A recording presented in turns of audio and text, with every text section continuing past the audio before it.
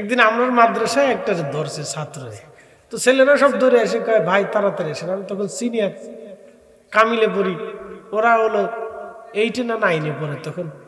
তা আমারও দৌড়ে এসে ভাই তাড়াতাড়ি আসে। তো দৌড়ে যাওয়ার পরে দেখি ধরে বসে আমি জিজ্ঞেলাম তোর নাম কি? গণেশ। হিন্দু জি নাকি? গণেশ। আমি বললাম তোমার সাহস কত বড়, তুমি মাদ্রাসার ভিতরে ঢুকছো, তুমি হিন্দু, তা মাদ্রাসার ভিতরে ঢুকছো, তোমার এখন যদি আমরা বাইন্দে থুয়ে বোতলের ভিতরে বইরিয়ে পদ্মা নদীর মধ্যে সাইডে দিয়ে কিছু করার আছে তোমার? কয় না। তাহলে তার যাইবা? কয় যাবো। চলে যাও। শর্ত আছে। কি শর্ত? কেউ আমারে এই কষ্ট দিছে। কি কষ্ট দিছে? কেউ এই বাবু বাড়িতে আমি থাকি, পাশে হিন্দু জমিদার বাড়ি আছে, তো বাবু বাড়িতে থাকি, হেতায় করছে কি গাছের নিচে যাইয়া দাঁড়ায় দাঁড়ায় ঘুরাই ঘুরাই পেশাব করছে। কিছু মাদ্রাসার গোলাপাল আছে না, মাদ্রাসার ভিতরে তার দুষ্টিমি করার টাইম পায় না, সুযোগ একটু পাইছে, সেন্টারে খুইলে না লুঙ্গির কাপড় উচুর করে ঘুরাই ঘুরাই ঘুরাই ঘুরাই পেশাব। এটা ওর কোনো দোষ না, আমি এটা দোষ টোষ ধরি না। বাচ্চার বাচ্চা আমি করবি, ও ঘুরাই মুতুক না, কাপড় উঁচু করে মুতুক না, দাঁড়ায় মুতুক না, মুতুক না, মুতবি তো, এর তার বেশি কিছু করবে না। বলে অনেক খুশি হয়েছে যে হুজুর আজকে আপনার অনুমতি দিয়ে দিচ্ছে। মুতের উপর তোর কিছু করতে না, এটা ফ্যাসাবি করবো না, খারাই করুক না শুয়েই করুক, কতজন তো বিছনায় সেরাং করে মেরে দেয়, ঠিক আছে না? জীবনে আমরা তো বিছনাথ কত মারছি, স্বপ্নে দেখতেছি যে গাছের গোড়ায় পেশাব করতেছে, আমি তো ঘুমে তুটে দিই, হ্যাঁ হ্যাঁ কাপড় চলছে, ঠিক আছে না? এখন তো বড় হয়েছি, এখন তার বিছনা টিছনা নাই। তা যাই হোক, তাকে ঘুরাই ঘুরে আমার শরীর ভরে পেশাব করছে। আমি কাছে ওটাই যখন পেশাব করলো, তো গণেশ তুই জায়গায় দাঁড়াইছিলি কে? তুই চলে যেতে পারছিলি না কেন? আমার শরীরে পেশাব মাখাইছে, এটা নাপাক জিনিস লাগছে, আমি খুব কষ্ট পাইছি, ওটা ছাড়বো না। যদি না ছাড়ো তাহলে তোমার যে ধরছি আজকে কিন্তু একবার বোতলে ঢুকাইয়া একবার পদ্মা নদীর ভিতরে ফেলাবো। তব ডরাইছে। আচ্ছা ঠিক আছে যামো, কিন্তু শর্ত আছে। বলে কি শর্ত? ও যেন আর কোনোদিন ওই জায়গায় না যায়। আচ্ছা যাইতো না, অসুবিধা নেই, বুঝাই দিব। পরে চলে গেছে। চলে যাওয়ার পরে আবার ঘন্টাখানিক পরে আবার এসে ধরছে, বুঝতে পারছেন? পরে আরেকজন, আমি তো আর দোয়া কালাম জানি না, আমার সাথে গল্প করে চলে গেছে। আমি তো দোয়া কালাম পারি না, জিন সারানোর মন্ত্র আলাদা, জিন সারানোর হুজুরও আলাদা। কি কথা ঠিক আছে না? আমার কাছে আইসে যদি কেন হুজুর জিন সারান, আমি পারতাম না, কারণ এই বিদ্যা আমার কাছে নাই। এই বিদ্যা যে সারায় তার কাছে আছে, আবার সে তার উস্তাদের কাছ থেকে শিখছে। এটা দুনিয়ার কোনো পুঁথিবিদ্যার ভিতরে পাবেন না, কোনো বইটের ভিতরে পাবেন না। এটা উস্তাদ উস্তাদ উস্তাদ উস্তাদ হয়ে আসে, বুঝতে পারছেন নি? তাহলে জিন আসেনি, কথা কথা কেন আসেনি? এই জন্য আল্লাহ কোরআনে জিনের ওয়াজ করছে। ওয়াখালাকাল জান্না মিন মারিজিম মিন নার।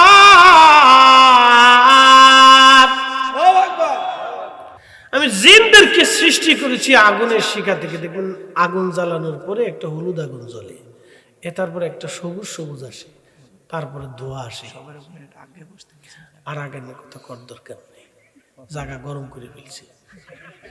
হ্যাঁ, আমি জনগণের পক্ষে, ভোট দিলে দিলে না দিলে নাই, আমি জনগণের পক্ষে। আগানের গলি ঝামেলা, যেমনি হচ্ছে লাড়াছাড়া দেওয়া যাবে না।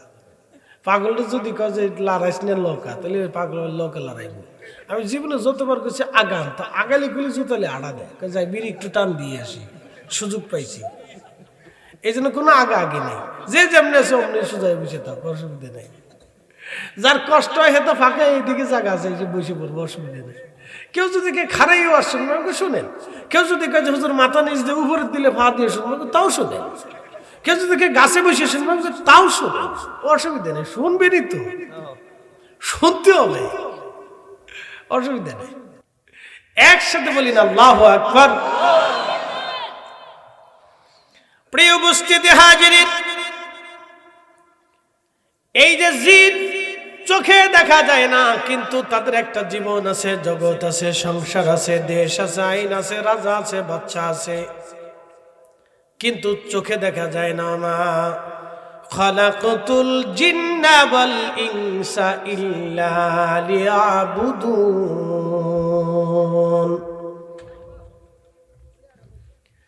জিন এবং মানুষ দুইটা জাতিকে আমি সৃষ্টি করলাম আমার ইবাদত করার জন্যে। মেরাজের দিকে ফিরে চলে যাব। নবীজি বলেন আমি হাতিমে কাবায় উম্মে হানির ঘরের মধ্যে ঘুমিয়ে আছি, এমন সময় জিবরাইল আসছে। ঘরের ছাদ ফাঁকা করে আমার ঘরের মধ্যে উঠলো, ঘুম থেকে আমাকে জাগাইলো। প্রশ্ন করতে পারেন হুজুর, নবী ঘুমাইলে আবার দেখলো কেমনে? আম্মা জানা আয়েশা সিদ্দিকা জিজ্ঞেস করলেন, ইয়া রাসূলুল্লাহ, আপনি বেতের নামাজ না পড়ে কি ঘুমিয়ে পড়েন? নবীজি জবাব দিলেন, হ্যাঁ আয়েশা, বেতের নামাজ না পড়ে আমি ঘুমাই। নবীজির আদত ছিল, অভ্যাস ছিল, প্রত্যেক তাহাজ্জুদ নামাজ পড়তেন 8 রাকাত, বেতের নামাজ পড়তেন নবী 3 রাকাত। 8 আর 3 11। এই 11 রাকাতের তাহাজ্জুদের হাদিস নিয়ে আমাদের দেশের এক দল আছে, তারা তারাবির নামাজে লাগাই দিয়া কয় তারাবির নামাজও 8 রাকাত। ওরাই হলো আন্তর্জাতিক মানের নামাজ। আপনাদের কসবাতে আছে আসেনি? ঈশ্বরে বিরাট বড় বুজুর্গ আলাইহিস সালাতু ওয়াসসালাম, এত বেশি বুঝছেন না। খিচুড়ির কেউ যদি কেটে বিরিয়ানি, তাহলে ওটা করে পাগল। কথা ঠিক আছে? তো তারাবির নামাজ তাহাজ্জুদ নামাজ যদি কয় তারাবি, তো ওটা পাগল ছাড়া কি কথা কন না? হযরত ওমর তাহলে তারাবি বুঝে না, 10,000 সাহাবী তারাবি বুঝে না। আমার ঘরে একটা কিতাব আছে, মুয়াত্তা ইমাম মালিকের সনাল ইস্তিসকার, ইমাম ইবনে বারের লেখা। 4 মাযহাবের ইমামরা এই তারাবির নামাজের ব্যাপারে তারা ফতোয়া দিয়েছে এটা 20 টাকা, 8 টাকা কখনোই না। এটা উলামায়ে দুঃখিত, এরে সাহাবায়ে ইজমায়ে সাহাবীর সিদ্ধান্ত। এটা তারাবি 20 টাকা, তাহাজ্জুদ এক নামাজ, তারাবি আর এক নামাজ। তারাবি রমজানের জন্য, তাহাজ্জুদ সারা জীবনের জন্য। পাগল কোথাকার! শয়তানের দেশ ভরে গেছে। কথা ঠিক আছে নি? মনে করছে আমি বিরামপুরে বুজুর্গ হয়েছি।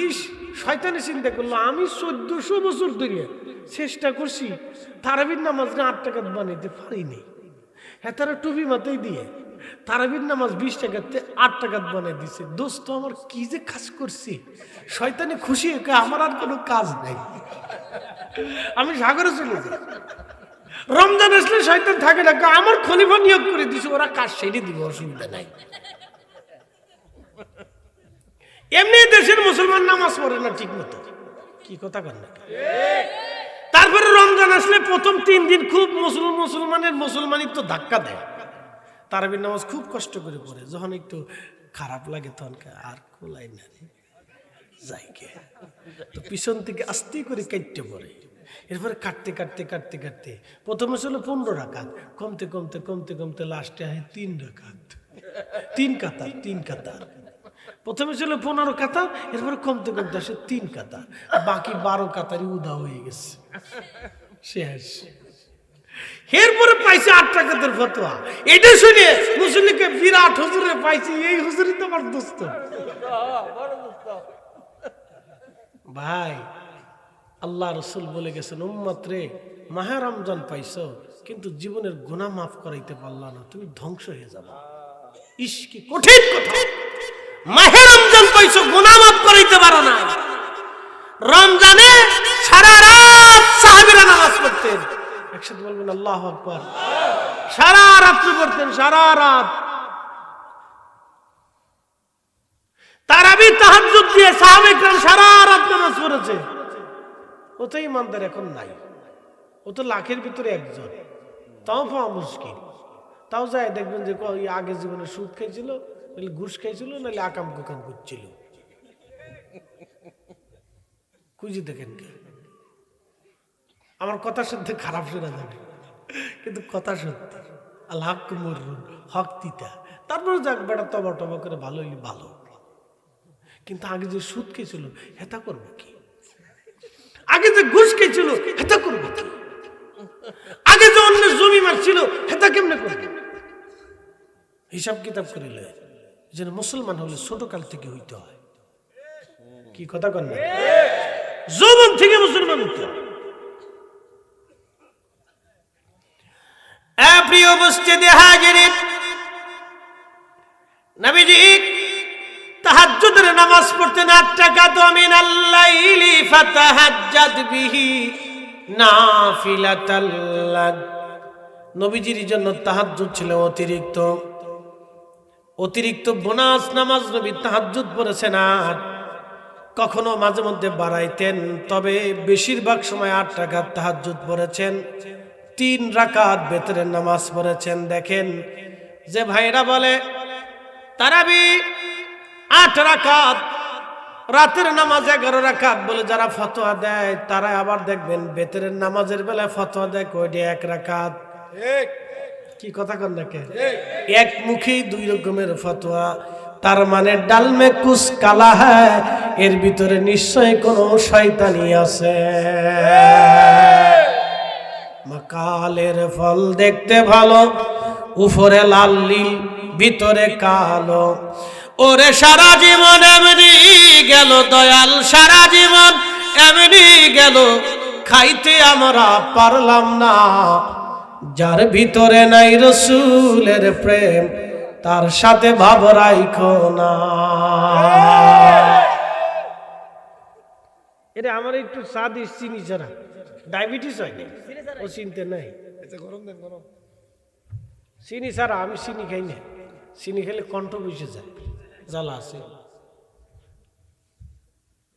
কারণ একবারে রমজানের 8 দিন পর্যন্ত মাহফিল, তো গলা যদি বসে যায় তাহলে পরের দিন আলা বেড়া করবে যে হুজুরের দাওয়াত দিয়েছিল, মনের বড় আশা নিয়ে হাতে দিয়ে করে জ্বালা। 1 বছর আগে বেড়ায় দাওয়াত দিছে, খুব আশা নিয়ে হুজুর বেলালের ওয়াজ করবে, হুজুর এই ওয়াজ করবে, হুজুর না তাই না মেরাজের ওয়াজ আজকে, অন্যদিকে যাওয়া যাবে না। এক হুজুরে ফতোয়া দিছে, বাবা বেডি মানসি যে কাঁথা দিয়ে কাপড় পরে ওই কাপড় দিয়ে কাঁথা বানাইলে ওটা নিচে শোয়া আরাম। কিন্তু বেটা হুজুরে ভুল করে ফতোয়া দিয়ে দিছে মাঘ মাসে, একথা কইস না, মাঘ মাসে দিছে না। ওয়াজ আগে তো আর গাড়ি ঘোড়া ছিল না, ওয়াজ নসিহত করে বাসার ভিতরে ঢুকছে, শীতের ভিতরে বই কাফে একটা কিছু দেখে হুজুর আমরার বাড়ি খাতা ছাড়া আর কিচ্ছু নাই। আপনি ফতোয়া দিচ্ছেন বেড়ি মানুষের যে কাপড় দিয়ে কাঁথা বানায়, আগে তো কাপড় টাপড় পরার পর তা দিয়ে কাঁথা বানাইতো, মারা দেখছি সেলাই করে কাঁথা বানাইছে। আমরা বাড়ির যত কাঁথা আছে সব বেটির মানুষের কাপড়ের কাঁথা, এর লেগে আর দিতে পারতেছি না। আপনি আরাম ফতোয়া দিচ্ছেন না, এটা হইতো না। কাহারে কি লেগে চৈত মাসের ওয়াজ মাঘ মাসে করে ফেললাম। তো যেই সময় যেই ওয়াজ, সেই সময় ওই ফুইজুত থাকে, অন্যটা করলে ফুইজুত আসে না। একসাথে বলি না আল্লাহু আকবার। আপনাদেরকে মেরাজে নিয়ে যাই, বুঝাই। আজকে জীবনে বহু মেরাজের ওয়াজ শুনছেন, আজকে শুনে যান। কিছু খুব গুরুত্বপূর্ণ কথা আছে, তথ্য আছে, দেখবেন আহলে সুন্নাত ওয়াল জামাত কি জিনিস সেখান থেকে বুঝে যান। নবীজি বলেন আয়েশা রে আমি বেতরের তাহাজ্জুদ একসাথে পড়ি। তা আম্মাজান আয়েশার চিন্তা হলো যদি নবীজি ঘুম থেকে উঠতে না পারে তো কাজা হয়ে যাবে। প্রিয় নবী আমার মুস্কি হাসি দিয়ে বলেন আয়েশা আমি ঘুমাইলে চোখ ঘুমায় লা ইয়ানামু কলবি, আমার কাল ঘুমায় না আয়েশা, আমার চোখ ঘুমায় লা ইয়ানামু কলবি, আমার কাল ঘুমায় না। এখান থেকে সত্যান্বেষী যারা, সত্যকে খুঁজতে যায় যারা, তাদের জন্য বুঝার অনেক কিছু আছে। আমিও মানুষ, নবীও মানুষ, আমারও কাল বাসে, নবীজিরও কাল বাসে, আমারও চোখ আছে, নবীজিরও চোখ আছে। আমরা ঘুমাইলে চোখের সাথে কাল ঘুমিয়ে থাকে, কিন্তু আমার নবী ঘুমাইলে চোখ ঘুমাইলেও কাল জেগে থাকে। জোরে বলেন। তাহলে আমার কাল নবীজির কাল এক না, কি কথা ঠিক আছে নি? এক কালবা।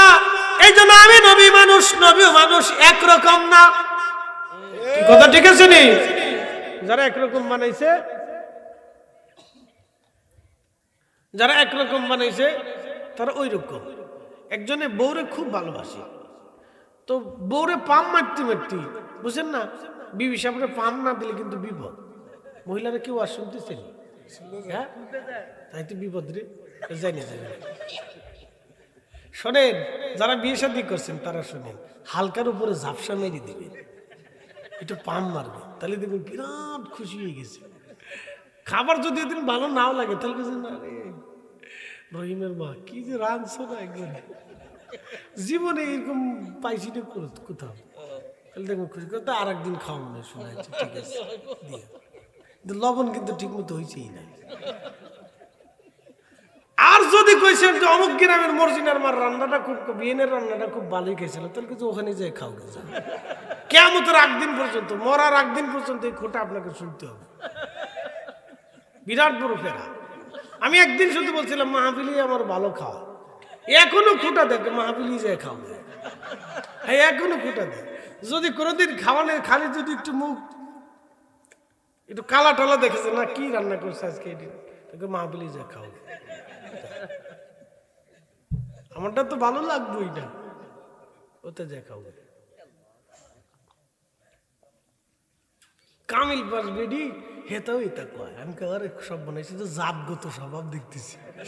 কামিল পাস হলে কি আর ফাজিল পাস হলে কি?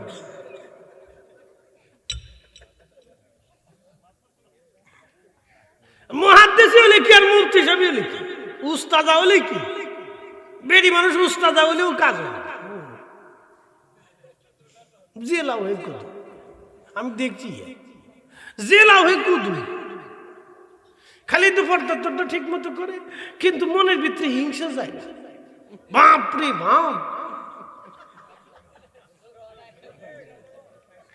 খুশি হোক আর বেদর হোক, যা হাসে এটাই খুশি। খাবার দিলি দিক না দিলি না দিক, বোঝানো হোটেলতে খাবো, যা কইছি তো কইছি। খুব মনোযোগ দিবেন,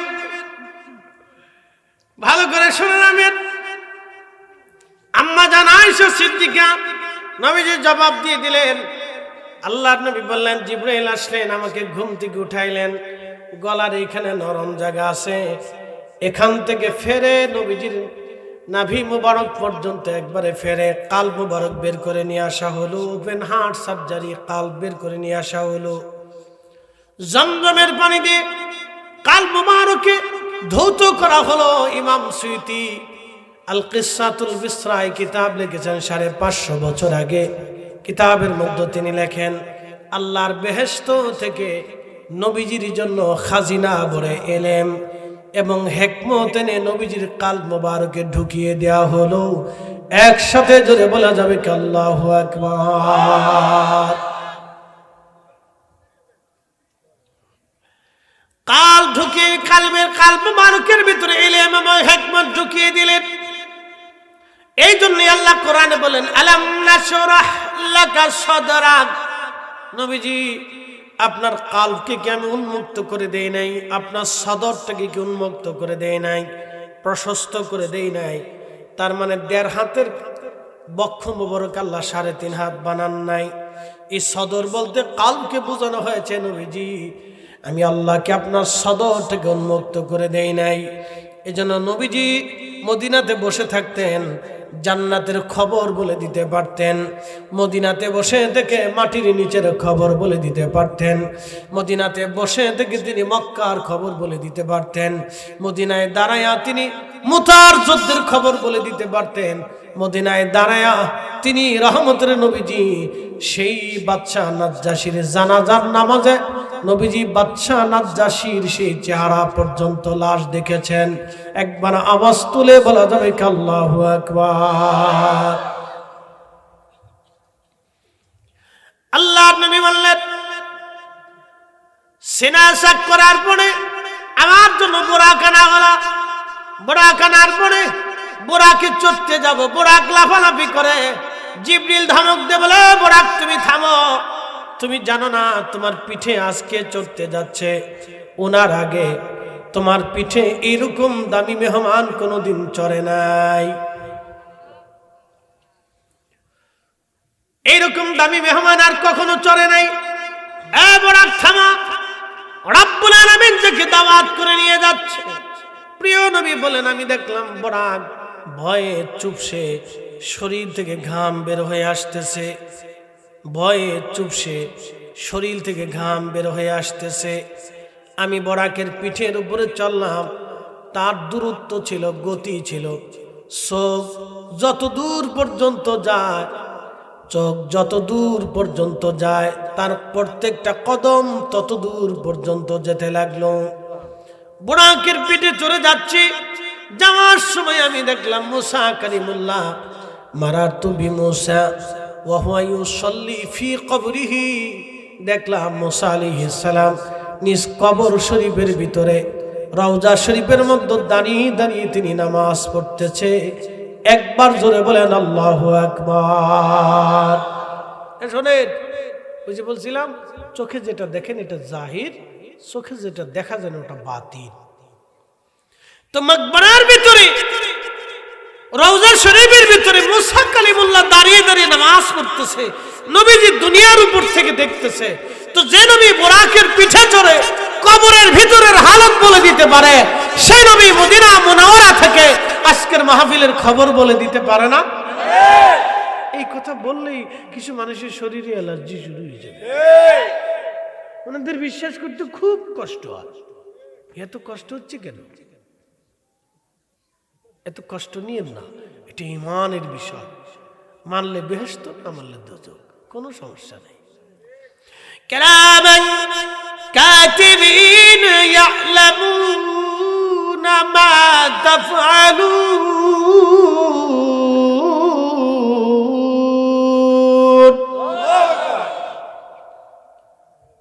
বাংলাদেশের গোয়েন্দা সংস্থা কতগুলি আছে? ডিবি আছে, সিআইডি আছে, এনআইসি আছে, তারপরে ডিজিএফআই আছে, আর কি আছে? আসেনি কিছু আর? তো যা কারো অনেকগুলি থাকতে পারে। তো পৃথিবীর প্রত্যেকটা দেশে বিভিন্ন ডিপার্টমেন্টে গোয়েন্দা সংস্থা আছে। তারা দেশের নিরাপত্তার জন্য, দেশের শান্তির জন্য, সুশৃঙ্খলা আইন কানুন বজায় রাখার জন্য এই গোয়েন্দা ডিভিশন কাজ করে। এর ভিতরেও গোয়েন্দা বসে রয়েছে, কিন্তু আপনি জানেন না। আপনার পাশেই সাথে বসে বসে খাবে, কিন্তু আপনি জানবেন না সে গোয়েন্দা কমিটির সদস্য। সে বলবে না গোয়েন্দা,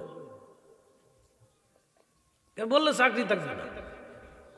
আর এক গোয়েন্দা যদি জানে যে হেতা বলে বেড়াচ্ছে আমি গোয়েন্দা, তো হেতা যা করবো যে হে গোয়েন্দা বলে বেড়াচ্ছে গিরাম করে, এটা গোয়েন্দা, তাকে গেট আউট করে দাও। ও গোয়েন্দা সংস্থার নিয়ম কানুন বুঝে না। তো মনোযোগ দিবেন, আল্লাহরও গোয়েন্দা সংস্থা আছে। একসাথে কোন আল্লাহু আকবার। আল্লাহর গোয়েন্দা সংস্থার নাম হচ্ছে কিরামান কাতিবিন। ওটা প্রত্যেকজনের পিছনে আল্লাহ লাগায় রাখছে, খুঁজে দেখ আমার বান্দা কিতা কিতা করে, প্রত্যেক নিঃশ্বাসে নিঃশ্বাসে কি করেন ওই গোয়েন্দা সংস্থা লিখে রাখে। কিরামান কাতিবিন ইয়ালামুনা মা তাফআলুন। তুমি যা করো না কেন কিরামান কাতিবিন সাথে সাথে সেটা লিপিবদ্ধ করে এবং জানে। একবার জোরে বলা যাবে কি আল্লাহু আকবার। ও আদম রে, পাকে ধরিয়া গেছে দাড়ি, দন্ত বাসে গুটা চারি,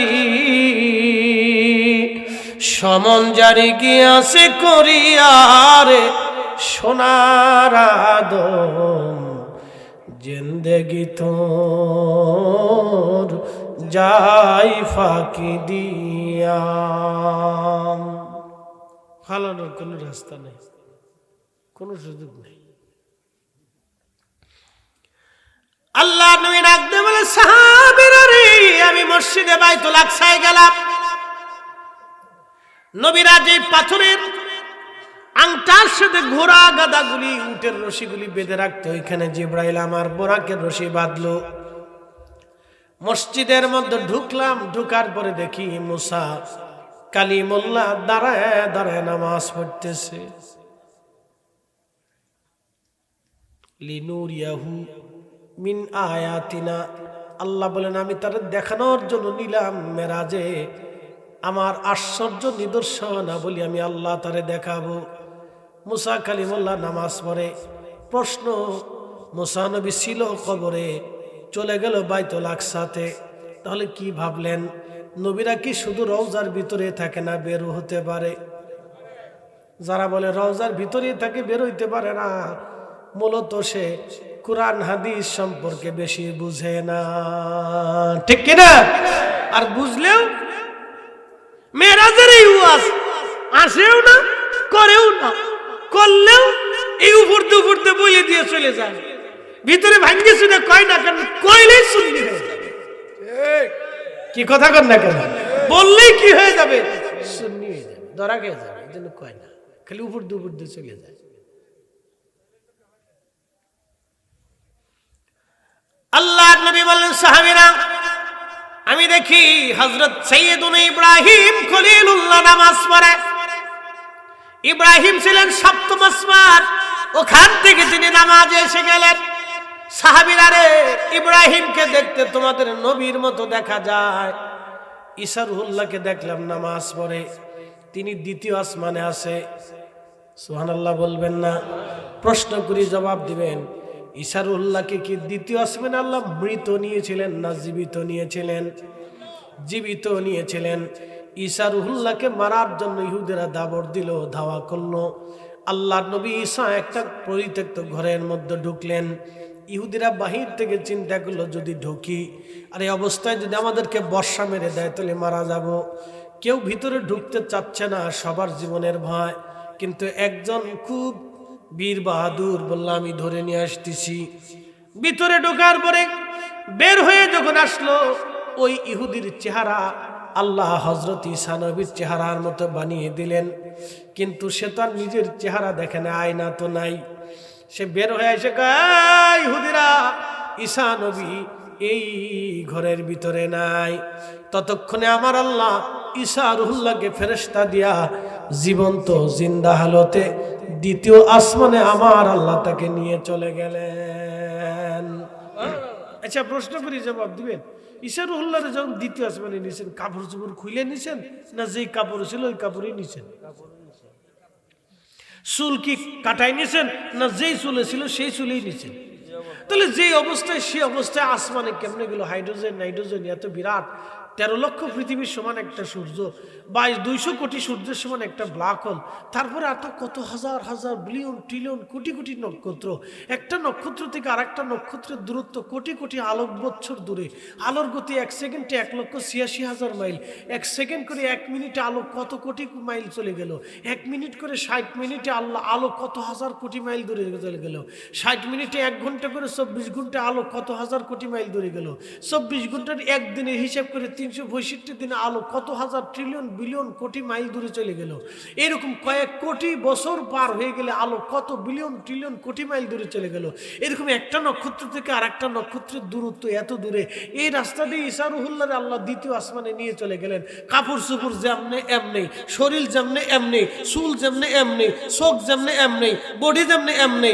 ঈসা রুহুল্লাহ যদি দ্বিতীয় আসমানে সোরা বডি নিয়ে যেতে পারে, তাহলে আমাদের রাসূল ওই বডি নিয়ে তিনি সপ্তম আসমান বাড়ি দিয়া আল্লাহর আরশে বললেন যে আল্লাহর সাথে কথা বলে আসছে। কথা বলেন না, ঠিক না? অনেকের বিশ্বাস করতে খুব কষ্ট হয়, খুব কষ্ট হচ্ছে, অসুবিধা নেই।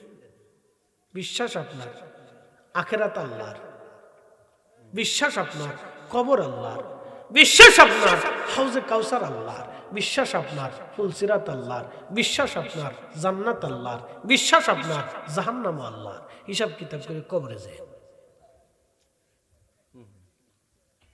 আর নজদি হবেন না সুন্নি হবেন ওটা আপনার ইচ্ছা, যা খুশি হইতে পারেন, অসুবিধা নেই।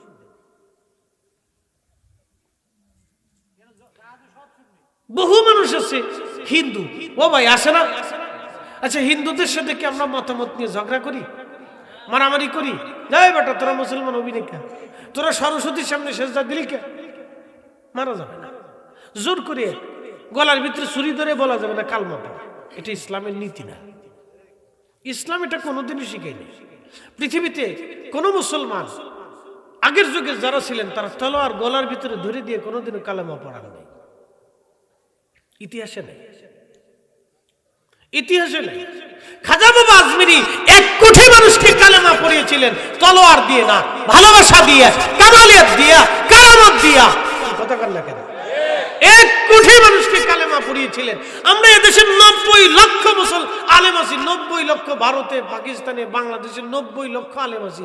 মুসলমান বানাইছি কয় লক্ষ? হিসাব করে দেখেন, ডাল বেকুস কালায় কিচ্ছু নেই, ভিতরে মাল নাই, কিচ্ছু নেই। 90 লক্ষ মানুষ একা কালেমা পড়াইছে, আর আমরা 90 লক্ষ আলেম কিছু করতে পারিনি। তার মানে খাজা বাবা আজমিরি একা যা করছে আমরা 90 লক্ষ তা পারি নাই। হিসাব বরাবর, মানলে মানেন, না মানলে আপনার ইচ্ছা। এই জন্য অলিরা যেটা আনছিলেন ওটা ঠিক, বাদ বাকি সব ঠিক। অলিরা যেটা দিয়ে গেছে ওটা অরিজিনাল, বাদ বাকি যা আসবে ডানে বামে আগাছা টাগাছা ইটে সিটে আগর ডগম বাগর ডগম বহুত সাইকে মাদানি সাদ তার আজারি টাজারি আরো বহুত লোক সকল লাগাইয়া বড় জুব্বা জাব্বি লাগাই দিয়া বলবে আমি বিরাট বড় সাইকে আলা সালা, অত কিছু দেখার টাইম নেই। বলছি এত সাইক হলি পরে তোর যায় নামাজ নদীর উপরে বিছাই দিয়ে দিয়ে পারস কিনা? কি কথা না ঘুমাই পড়ছেন আপনারা?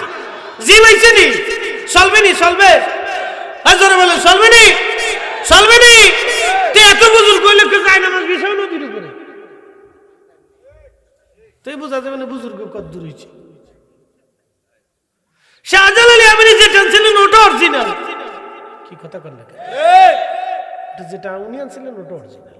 নতুন করে 8 টাকাতের দরকার নাই, উনি 20 টাকাত পড়েছে, উনি ঠিক। যদি 8 টাকা তাহলে বেশি ফাড়াফাড়ি করে যে আমারটা ঠিক, তাহলে তো যায় নামাজ বিছে। তোর সাথে আমার কোনো ঝগড়ার দরকার নেই, তুই যাই নামাজ বিছে বেটা। যদি বিশেষ পার হইতে পারিস তাহলে তুই অরিজিনাল, আর যদি না পারিস তাহলে তুই 2 লোক। হিসাব একবারে বরাবর, বাকি ঝুঁকি নেই। ভাইরা আমার খেওড়াবাসী, বাইতুল আকসার ভিতরে নবী প্রবেশ করলেন। হযরত মুসা কালিমুল্লাহকে নামাজ পড়তে দেখলেন, ঈসা রুহুল্লাহকে নামাজ পড়তে দেখলেন। নবীজি আমার বললেন, সাহাবীরা রে, এমন সময় 2,24,000 নবীরা যে যেখানে ছিল সবাই বাইতুল আকসা উপস্থিত হয়ে গেল। সব নবীদের উপস্থিতিতে একামত শুরু হয়ে গেল। যখন একামত শুরু হয়, জিবরাইল আমিন ডাক দিয়ে বলেন, ইয়া রাসূলুল্লাহ, আর কার জন্য অপেক্ষা? আপনি দাঁড়িয়ে যান মুসল্লাতে। আজকে আপনি ইমাম, আপনার পিছনে আজকে সবাই মুসল্লি। আপনি ইমামুল মুরসালিন, সমস্ত নবীদের ইমাম। আজকে আপনার ইমামতিতে সব নবীরা আপনার পিছনে ইক্তেদা করবে। আল্লাহর নবী বললেন, 2 রাকাত নামাজ আমি নবীজি সমস্ত নবীদেরকে নিয়ে আদায় করলাম। এখন আপনারা বলেন, এই নামাজ কি আদমের শরীয়তে না আমাদের নবীর শরীয়তে? কোন শরীয়তে? আমাদের রাসূলের শরীয়তে। সব নবীরা এই নবীর পিছনে আল্লাহ ইক্তেদা করে, কয় তার ইত্তেবা করো। আল্লাহু আকবার করো, হয় না? আরো জোরে, আরো জোরে।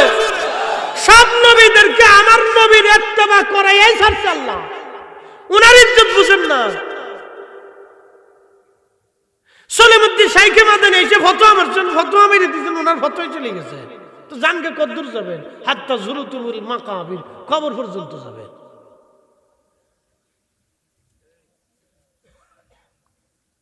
সব নবীদেরকে আল্লাহ এই নবীর ইত্তেবা করে ছাড়লেন। এই নবীর শরীয়তে, এই নবীর পিছনে তোমরা নামাজ পড়বা।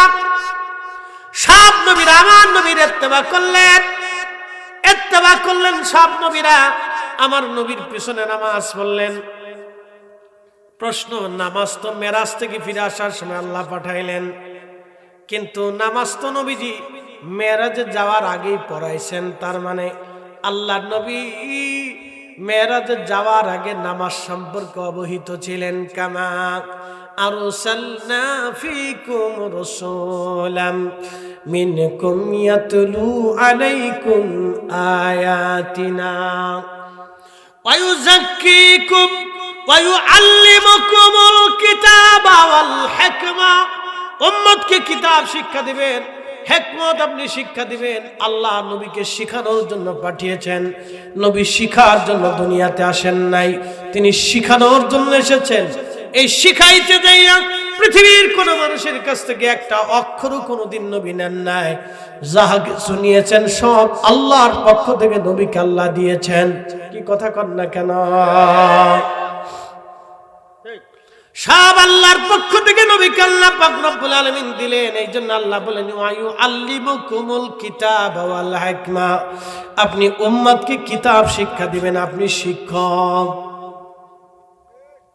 নবী শিক্ষক, শিখানোর জন্য এসেছেন, শিখার জন্য না। ও নবীর এলেম নিয়ে যদি কেউ প্রশ্ন তোলে বুঝবেন ওর মতো বোকা পৃথিবীতে কেউ নাই। এটা মারাত্মক বোকা। ও কোরআনও বুঝে না, রসুলের জিন্দিগিও বুঝে না, ও ঈমান আকীদাই বুঝে না। তো যে বেটা কোরআনের মর্মই বুঝে না সে বেটা ঈমান আকীদা কি বুঝাবে আমারে? হ্যাঁ বলেন তো। যে বেটা রসুলের আব্বা আম্মারে কাফির কয়, বেটার কাছ থেকে আমি কি ঈমান নিব? ও তো নিজেরই ঈমান নেই। কি কথা ঠিক আছে কিনা? তো বেটার ভিতরে তো নাই কিছু, তো ওর থেকে আমি কি নিব? ওর থেকে কি এলেম নিব? তার থেকে আমি কি বুঝতে যাব যে নিজেই বুঝে না? কি আশ্চর্য কথা। মানুষকে আমি ওই অমুক শাইখের কাছ থেকে এলেম নিতেছি, তোমার অমুকের কাছ থেকে এলেম নিতে হবে কেন? আল্লাহ রসুল কি নাই? তুমি রসুলের কাছ থেকে নিবা, তোমার অমুকের বেটার কাছ থেকে নিতে হবে কি জন্য? শোনা যাবেন খেওড়াবাসী, নবীজি বললেন নামাজ শেষ হলো, সমস্ত নবীদের সাথে মুসাফা মুআনাকা হলো, কথাবার্তা কুশল বিনিময় করলাম। নবী ছিলেন 2,24,000। একজন নবীর পিছনে যদি 30 সেকেন্ড করে নবী সময় দেন তাহলে 1,12,000 মিনিট শুধু বাইতুল আকসায় চলে গেছে। আসতে হলো কেন? আরো জোরে, আরো জোরে। বাকি সৃষ্টির অবস্থা কি? তখনও অজুর পানি গড়ায়। লিনুরিয়াহু মিন আয়াতিনা, আমার নিদর্শন দেখানোর জন্য তারে আমি আনছি।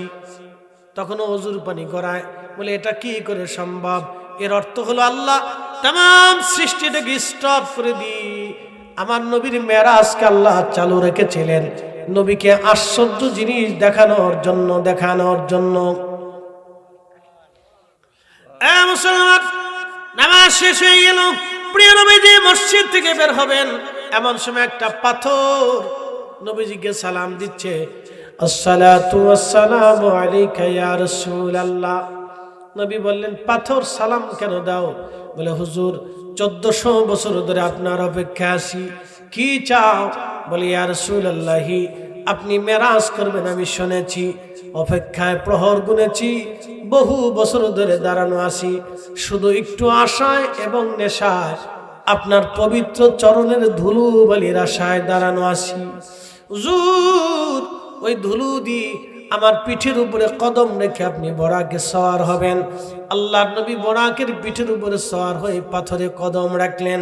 আল্লাহ ডাক দিলেন পাথর নরম হয়ে যাও, বন্ধুকে আজকে দাওয়াত করেছি।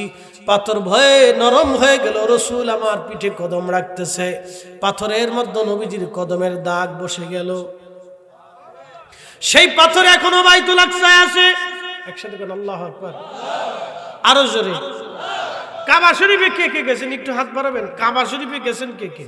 হাত উঁচা করে রাখেন। যারা কাবাতে গেছেন, কাবা শরীফে গেছেন, মাকাম ইব্রাহিম আসেনি?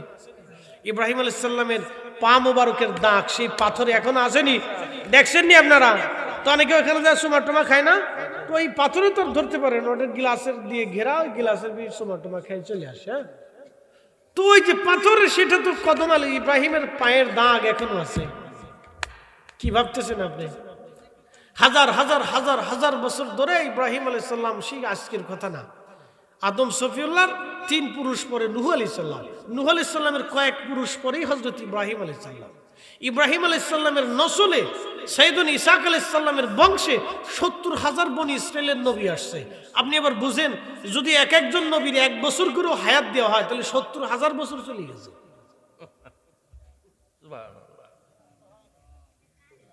সেই ইব্রাহিম আলাইহিস সালামের পায়ের দাগ সেই পাথর এখনো কাবাতে আছে। আমার রাসূলের পায়ের দাগ সেই পাথর বাইতুল আকসাতে এখনো আছে, কিয়ামত পর্যন্ত থাকবে। একসাথে বলবেন আল্লাহু আকবার। তা নবীজির মেরাজ কি স্বপ্নে না বাস্তবে? সে পাথর থেকে এখনো বেহেশতের ঘ্রাণ আসে, ঘ্রাণ। মদিনাতে আরেকটা জায়গায় একই ঘ্রাণ পাবেন, সেটা উহুদে। উহুদে পাবেন। উহুদের যে পাহাড়ের কোনায় দেখবেন একটা ফাঁকা জায়গা আছে, ওখানে নবীজি আহত হওয়ার পরে বিশ্রামে নিয়ে যাওয়া হয়েছিল। জিবরাইল আলাইহিস সালাম ওইখানে নিয়ে গেছিলেন নবীজিকে। ওখান থেকে রাত্রিবেলা এখনো ঘিরান আসে, রাত্রিবেলা ওর তার কাটা দিয়ে ঘিরে দিছে, যাইতে দেন। আমি যে বছর হজে গেছি এবছরে তার কাটা ছিল, তো দিনের বেলা গেছি, পাথরটা ধরে আছি উহুদের পাথর। চিন্তা করলাম এটা উহুদ তো জান্নাতের পাহাড়, নবীজি বলতেন উহুদ আমাকে ভালোবাসে, আমি উহুদকে ভালোবাসি।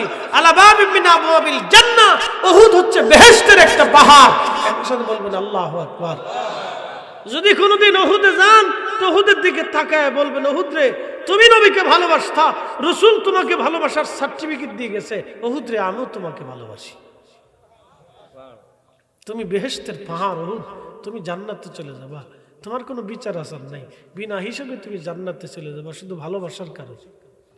আর আমরা রাসূলের ভালোবাসার গল্পগুলোকে বেদাতি, আমরা বেদাতি হয়েছি তো অসুবিধা নেই, কিয়ামতের ময়দানে দাতি বেদাতি বোঝা যাবে না। কি কথা ঠিক আছে নি? ও মেশরের মাঠে দাতি বেদাতি বোঝা যাবে।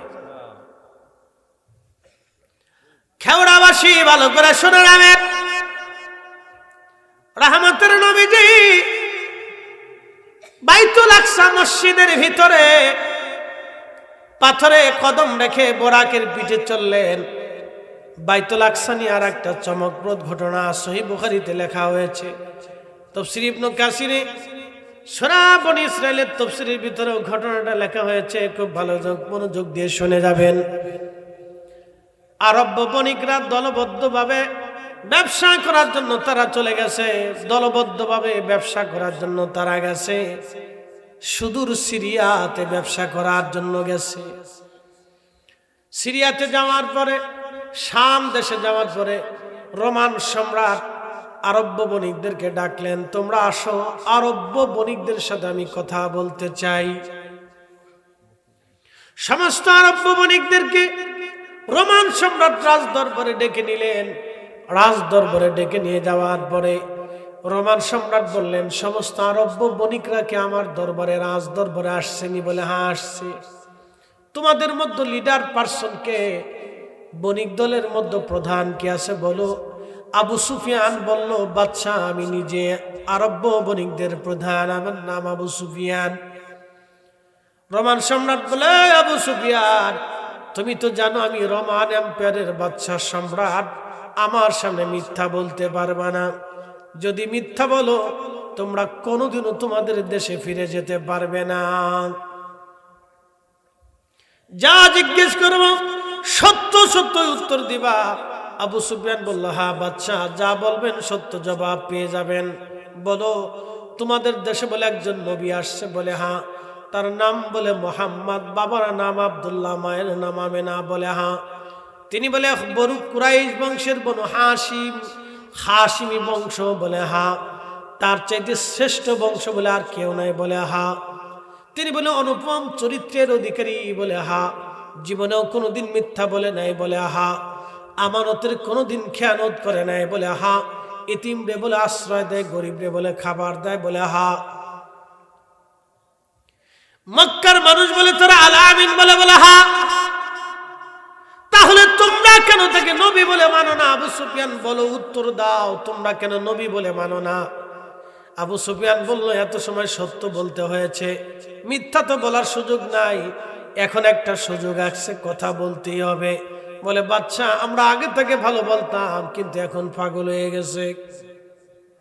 লা হাওলা ওয়ালা কুওয়াতা ইল্লা বিল্লাহ, আস্তাগফিরুল্লাহল আযীম। বলে বলো কি পাগল কেমনে হলো? বলতেছে সম্রাট, সে বলতেছে মক্কায় ঘুমাইছিল, এখান থেকে জিব্রাইল আলাইহিস সালাম তাকে ঘুম থেকে উঠাইয়া তাকে সিনাসেক করাইয়া বোরাকের পিঠে চড়াইয়া বাইতুল আকসায় গেছে। সব নবীরা বলে তার পিছনে ইক্তেদা করে নামাজ পড়ছে।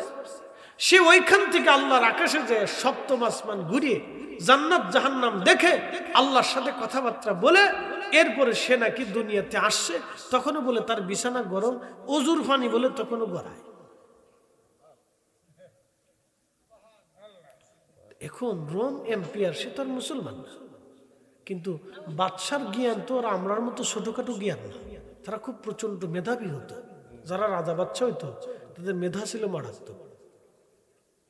তো বাদশা বলতেছে বিষয়টা তো আসলে আশ্চর্য, এটা তো আশ্চর্য কথা, এটা কি করে হয়?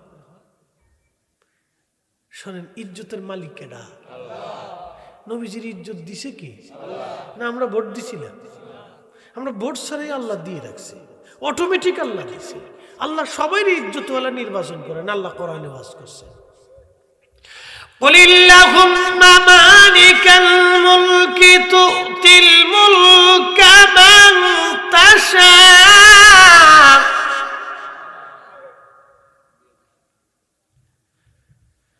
মান তাশাউ ওয়া তানজিউল মুলকা মিম্মান তাশাউ।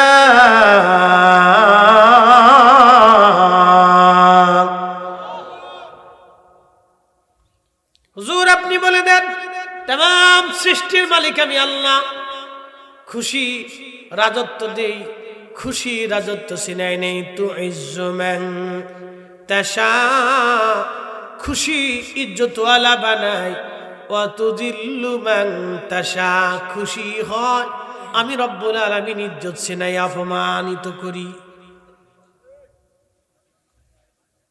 এই জন্য আল্লাহর সাহায্য চাইতে হয়। ক্ষমতা আসলে আল্লাহর উপর ভরসা করতে হয়। কিছু পয়সা করি আসলে নমনীয়তা হইতে হয়। গরিব মিসকিনদের দান করতে ধমক টমক দিতে হয় না। আল্লাহ বলেন ওয়াম্মাস সাইলা ফালা তানহার, হুজুর উম্মতকে শিখান তারা যেন সাইলকে ভিখারিকে ধমক না দেয়, কারণ আমি ভিখারি বানাই। ভিখারি কে বানায়? আহা, ভিখারি আমিই বানাই। কত মানুষ এসে আপনার কাছে বিনয়ের সাথে বলবে, বাবা রে আমি খুব অসহায়, আমার 2 টাকা দেন। বুঝতে পারছেন? 10 জনের কাছে ভিক্ষা চাওয়ার পরে একজনের দেয়, নতুবা কেউ ধমক দেয়, কেউ না লাথি দেয়, না কেউ ধমক দেয়, না কেউ ধাক্কা দেয়। বুঝতে পারছেন? সাহেলকে ধমক দিয়ে না, আল্লাহ ভিখারি বানায়, আবার আল্লাহ ধনী বানায়। উনি বানায়। বিদ্যা দিয়ে যদি মানুষ ধনী হতো তাহলে শেখ সাদি সবার আগে ধনী হতো। মেধা দিয়ে যদি মানুষ ধনী হতে পারতো তাহলে কাজী নজরুল জীবনেও কষ্ট করে না খেয়ে মরতে হইতো না। কথা ঠিক আছে কিনা? দুঃখমিয়া থাকতো না, তার মেধা দিয়ে ধনী হতে পারতো। মেধা দিয়ে ধনী হওয়া যায় না, ধনী আল্লাহ বানায়। কে বানায়?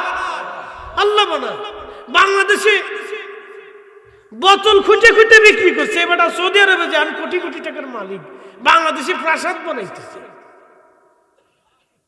কুমিল্লা এক জায়গায় যায় দেখছি হুজুর বোতল খুঁটে বিক্রি করতো, অন প্রাসাদ বানাচ্ছে, কিন্তু গরিব মিসকিনদের দান করে না, ও গ্রামের মানুষের দিক তাকায় না। যাক ভালো, এটাই তো ভালো ভদ্রলোক, অসুবিধা কি? খুবই মনোযোগ দিবেন হাজিরিন, কথাগুলি মনোযোগের সাথে শুনে যাবেন। ভাই আমার, রাব্বুল আলামিন আমাদেরকে প্রিয় নবী ডাকতে বলে, সাহাবীরা রে, আল্লাহ আমাকে প্রথম আবু সুফিয়ান ডাক দিয়ে বলতেছে, বাদশা সে এখন তো এরকম কথাবার্তা বলতেছে, কেমন যেন মনে হয়। বাদশা এই কথা বলার পরে বাদশাও চিন্তায় পড়ে গেলেন, কিন্তু ইজ্জতওয়ালার ইজ্জত রাখে আমার আল্লাহ। ঠিক ডান পাশে খ্রিস্টানদের যিনি প্রধান পাদ্রী ছিলেন পোপ, এই পোপ পাদ্রী, প্রধান পাদ্রী পোপ, তিনি খ্রিস্টানদের প্রধান পাদ্রী বামে ডানে দাঁড়িয়েছিলেন। এমন সময় পাদ্রী ডাক দিয়ে বলতেছে, বাদশাহ সম্রাট যদি আরব্য বণিক সত্য কথা বলে থাকে তাহলে আমি পাদ্রী বলতেছি উনি আখিরি নবী, ওনার মেরাজ হয়েছে। জোরে বলেন আল্লাহু আকবার। না না হয় না, আরো জোরে। ধুলির ধরা বেহেশত আজ জয় করিল দিল রে লাজ, আজকে খুশির ঢল নেমেছে ধূসর সাহারায়, সাগর আকাশ বাতাস দেখবি যদি আয় রে, সাগর আকাশ বাতাস দেখবি যদি আয়। খেওড়াবাসী খ্রিস্টান পাদ্রী প্রধান পোপ তখন বাইতুল আকসায় নামাজ পড়তেন বা বাইতুল আকসার দায়িত্ব ছিলেন। এখনকার খ্রিস্টানদের পোপ যিনি, তিনি ভ্যাটিকান সিটিতে থাকে, প্রধান গির্জা তাদের ওইখানে। এটা ওই আপনার ইটালির রোম শহরে আছে ভ্যাটিকান সিটি। রোমে না, ওনার রোমে, ইটালির রোমে আছে ভ্যাটিকান সিটি। এখানে খ্রিস্টানদের প্রধান পাদ্রী ওইখানে থাকে। আর আগে বাইতুল আকসাতে থাকতো। তো খুব মনোযোগ দেন। তো পাদ্রী বলতেছে বাচ্চা উনি আখেরি না, বলতেছে কেমনে? বলতেছে ওই রাত্রে আমি উপস্থিত ছিলাম। সুবহানাল্লাহ কইলেন না? বলে আপনি কি দেখেছেন? না, ঘটনা অন্যরকম। বলে কেমন বলেন তো? বলতেছে সম্রাট রাত্রিবেলা বাইতুল আকসা থেকে বের হওয়ার সময় সমস্ত জানালা দরজাগুলি আমি বন্ধ করে দিই। ওই দিন রাত্রিবেলা সমস্ত জানালা দরজা বন্ধ করলাম। প্রধান দরজা বন্ধ করতে যাব, এমন সময় আমি দেখলাম দরজার কার্নিশ, পাথরের কার্নিশ এসে দরজার সাথে একবারে লেগে গেছে। এমন ভাবে লাগছে, আমি বহু টানাটানি করলাম, ছোটানোর চেষ্টা করলাম, কিন্তু কোনো মতে আমার শক্তি দিয়ে পারলাম না। মিস্ত্রি ডেকে আনলাম, মিস্ত্রি, রাজমিস্ত্রি যারা কাজ করে তাদেরকেও ডেকে নিয়ে আসলাম ওই রাতে। তারাও চেষ্টা করলো কিন্তু দরজা বন্ধ করতে পারলো না। অগত্যা মিস্ত্রি বলল, পাদ্রী দিন সারা রাতে হবে না, কালকে দিনের যন্ত্রপাতি এনে এই পাথরের কার্নিশ কেটে ফেলতে হবে, কাটার পরে তারপরে দরজা ছোটাইতে হবে, নতুবা এই দরজা ছোটানো যাবে না, কার্নিশ দেবে দরজার সাথে লেগে গেছে। কিন্তু আমার মগজের ভিতরে চিন্তা, কেন কার্নিশ দরজার সাথে নেমে যাবে? বহু কার্নিশ আছে, অন্য অন্য দরজার কার্নিশ আছে, যদি ভূমিকম্প হয় তাহলে তো অন্য কার্নিশ গুলো দেবে যাওয়ার কথা, এই কার্নিশটা কেন দেবে যাবে? আমি বিষয়টা নিয়ে খুব চিন্তিত এবং আমি আমার হুজরায় চলে গেলাম, দরজা খোলা রেখে তাওরাত, জবুর, ইনজিল খুলতে লাগলাম, দেখতে লাগলাম যে কোনো নিদর্শন আছে কিনা। এরা গবেষণা করে, আর আমরা খালি পান চাবাই, মনে কিছু নিয়েন না, আমরা শুধু পান চাবাই। পান খাইতে পারলে মনে করি যে বেহেশত চলে গেছি।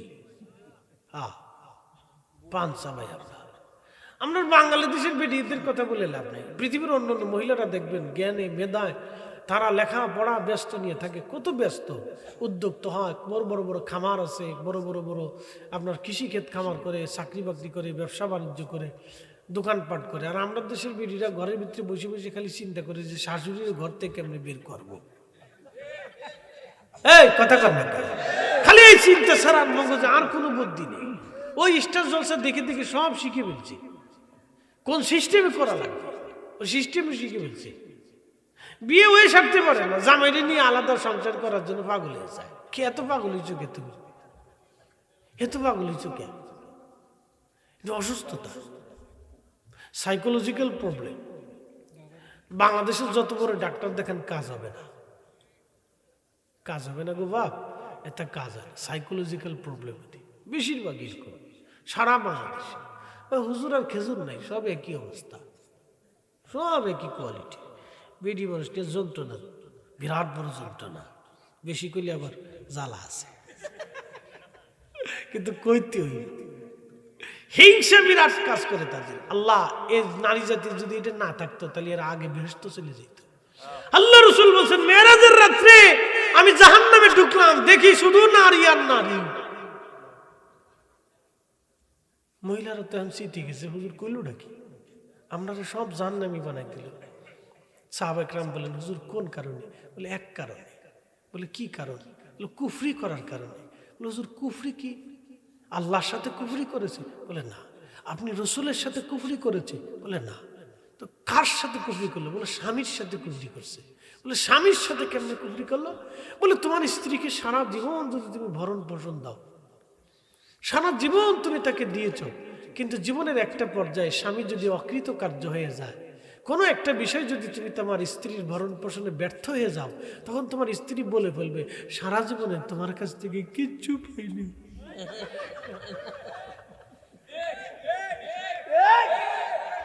কিচ্ছু পাইনি। তাহলে কাপড় দিল কেডা?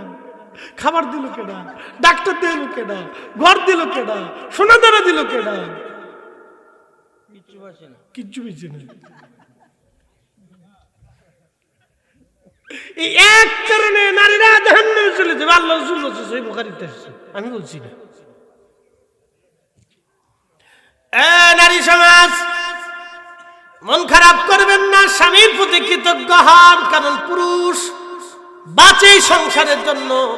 সারা বাংলাদেশে আপনি তদারকি করে দেখেন 100% মানুষ মারা যায়, 100% নারী পুরুষ মারা যায়। দেখবেন স্ত্রীর আগে স্বামীরা 100%-এর ভিতরে 95% স্বামীরা আগে মারা যায়, স্ত্রীরা পরে মারা যায়।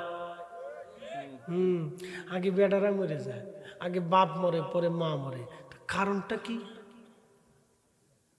পরিসংখ্যান আছে, পুরুষটা জীবনের সমস্ত টেনশন মাথায় নিয়ে সংসারের জন্য, বাচ্চার জন্য, বিবির জন্য, খুশির জন্য, স্ত্রী যাতে সন্তুষ্ট থাকে সেই জন্য পুরুষটা লড়াই করে, কিন্তু বেডি বুঝে না।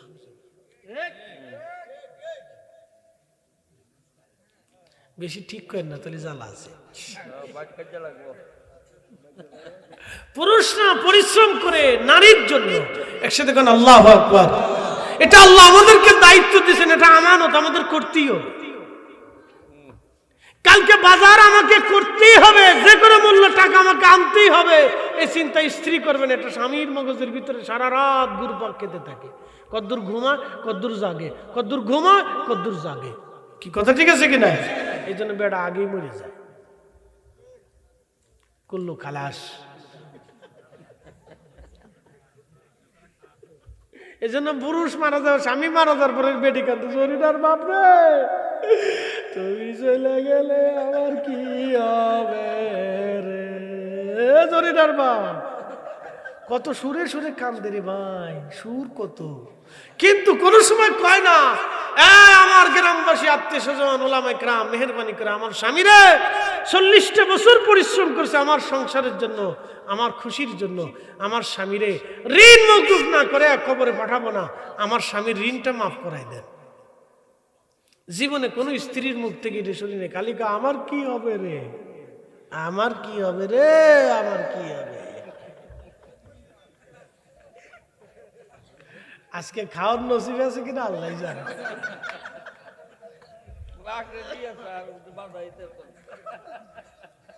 আমি কিন্তু খারাপ কিছু বলতেছি না ভাই, বুঝের কথা বলতেছি, যদিও হাসতে হাসতে বলতেছি, কথা অরিজিনাল। আমার জীবনে কোন স্ত্রীকে দেখি না, হে উস্তাদা হোক, না আলেমা হোক, না ফাজেলা হোক, না হাবেদা হোক, কোন নারীরে আজ পর্যন্ত দেখি নাই কোন নারী বলছে আমার স্বামীরে কবরে নামানোর আগে ঋণ মওকুফ করান, আমার স্বামী আমাদের জন্য অনেক পরিশ্রম করছে। কোন স্ত্রী বলেন না। আমি কোন আলেমা সালেমা কাউকে দেখছি না, ওই দিয়ে মাদ্রাসায় পড়ছে, কিচ্ছু নেই।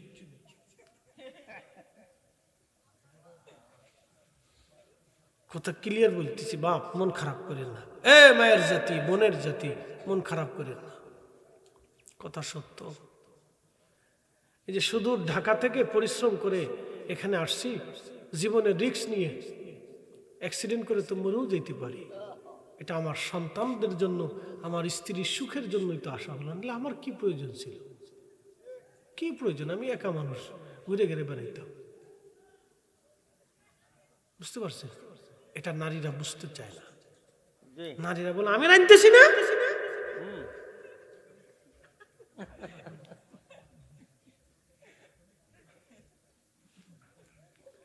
তারপরে রান্না যদি একটু লবণ কম, আর যদি খালি কইছেন যে কম হয়েছে, তাহলে আর হয়ে গেছে কাজ। এরপরে একটু পাম্প মারতে হয়, কি জ্বালার জ্বালা। একসাথে জোরে খান আল্লাহু আকবার। মেরাজের ওয়াজ করতে করতে কোন জায়গায় চলে গেছে দেখছেন নি? বেতাল হয়ে যাবে শেষ। খুব মনোযোগ দেবেন হাজিরিন। পাত্রী ডাকতে বলতেছে, পাত্রী ডেকে বলতেছে, সম্রাট ইয়া রব্বুবনায়ক যদি সত্য বলে তাহলে আমি বলতেছি উনি আখিরি নবী। ওই রাত্রিবেলা তাওরাত পড়তে পড়তে সকাল হয়ে গেল আমার, যখন নিদর্শন বলি পাইলাম তখন সকাল। দৌড়ায় আসছে আমি, বাইতুল আকসাতে ঢুকে দেখলাম কান্নিস আগের জায়গায় আগের মতো, দরজা একবারে নরমাল। দরজা টেনলাম, কি ব্যাপার? কান্নিস তো রাত্রিবেলা লেগেছিল, কান্নিসকে উঠালো অটোমেটিক, কান্নিস আগের জায়গায়, দরজাও আগের জায়গায়। কি আশ্চর্য! তখনই বুঝে ফেললাম আজকে রাত্রে আখিরি নবী আগমন করেছিলেন এই মসজিদে। সব নবীরা এসেছিলেন আর তারা এখানে নামাজ পড়ে এখান থেকে উরুস করেছেন। একবার জোরে বলা যাবে কি আল্লাহু আকবার? নারা আরো জোরে বলেন আল্লাহু আকবার। হাত উঁচা করে বলেন না ইয়া রাসূলুল্লাহ। ওই নবীর শান আমি যদি সারা জীবন বর্ণনা করি, ফরিদের জীবন থেকে আরো জীবন আসবে, জীবনের পর জীবন আসবে, আলোচনা শেষ হবে না।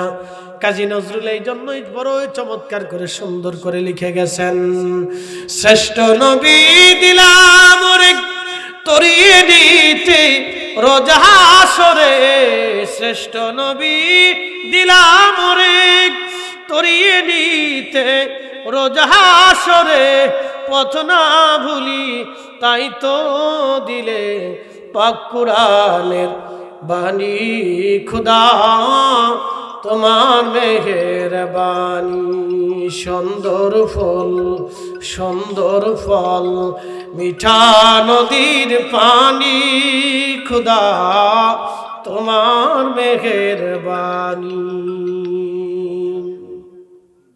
এটার নাম কি? খেওরা না? খেওরা পূর্বপাড়া আছে, খেওরা পূর্বপাড়া আছে, খেওরা পূর্বপাড়া।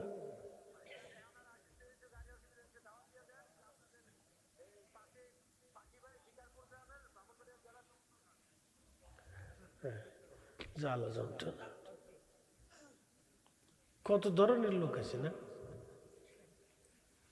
আসতে চাইতেছে, মাইকের আওয়াজ পেয়েছে, কই আছে কই আছে, তো মোবাইলে গুতানোর দরকার আছে। চলে আসলেই তো হয় সুরে সুরে, জিকিরে ফিকিরে। খুব মনোযোগ দিবেন হাজিরিন। এবার আসমানের দিকে চলে যাই, জোরে কারণ আল্লাহু আকবার। আসমানের দিকে যাই, তারপরে বেশি দেরি করা যাবে না, এত বেশি পেঁচাইলে শেষে মেরাজের ওয়াজ বাকিটুক পড়ে থাকবে।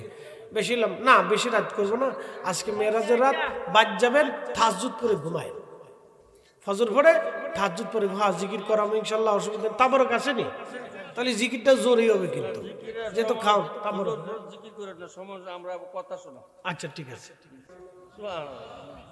এই সমাধান আমি দিই নেই, এটা শারিহুল বুখারী ইমাম কাস্তালানী আল মাওয়াহিবের ভিতরে দিয়েছে। শারিহুল বুখারী ইমাম কাস্তালানী রাহিমাহুল্লাহ রাখেন, এই দরজা শুধুমাত্র নবীর জন্য বানানো, আর কারো জন্য এই দরজা নাই। একবারই দরজা ব্যবহার করা হবে, আর কোনোদিন ওই দরজা ব্যবহার করা হবে না। একবার জোরে জোরে বলা যাবে কি মারহাবা।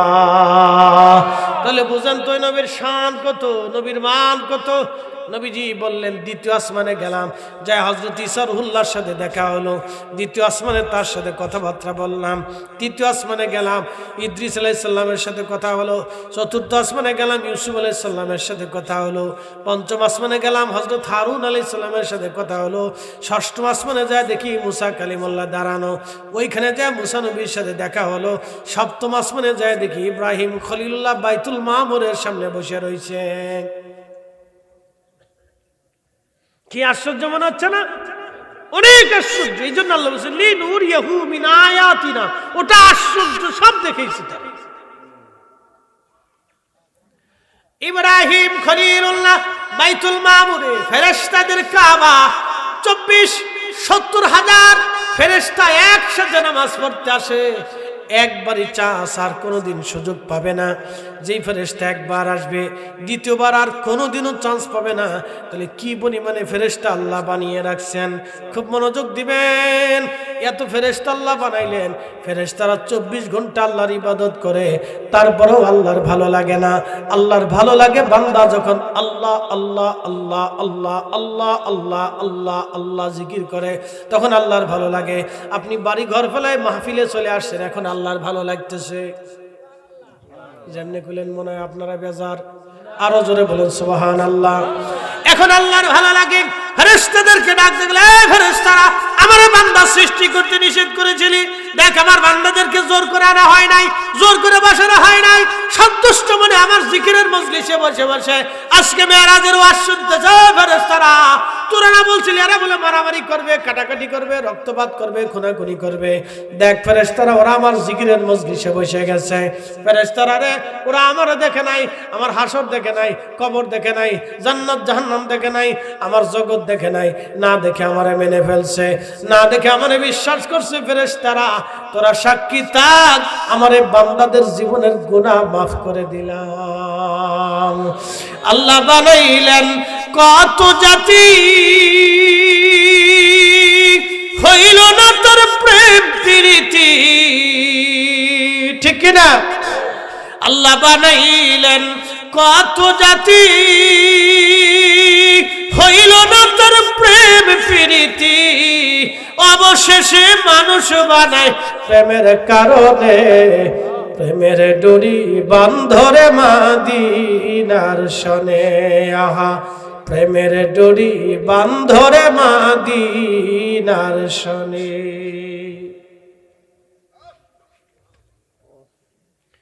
বহু জাতি আল্লাহ মানিছে, আল্লাহর সাথে প্রেম হয় না, প্রেমে মানুষের সাথে। আমার দিকে তাকা, মানুষের ভিতরে খাজা বাবা আজমিরি, মানুষের ভিতরে শাহজালাল আমিনী, মানুষের ভিতরে সতুরা হুজুর কেবলা, এই মানুষের ভিতরে বড় বড় বুজুর্গ, ওলি, উলামা, ফুদালা, নবী, রসুল, কথা কর না ঠিক না?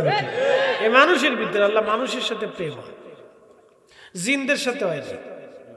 জিনেরা উগ্র, আগুনের তৈরি তো, খালি সেটাং সেটাং করে, ওরা কথা শুনতে চায় না। এই জন্য ওদের বাটাম চালান দিয়ে হুজুররা বাইন্দে সেন্দে তারপরে কথা শুনে। শুনবি না তো 14 গোষ্ঠী শুনবে দাঁড়া। এরপর বাইন্দে বোতলের ভিতরে ঢুকায়, যা তোরে ফেলে দিলাম, যা কদ্দুর ফারিস এবার দেখ।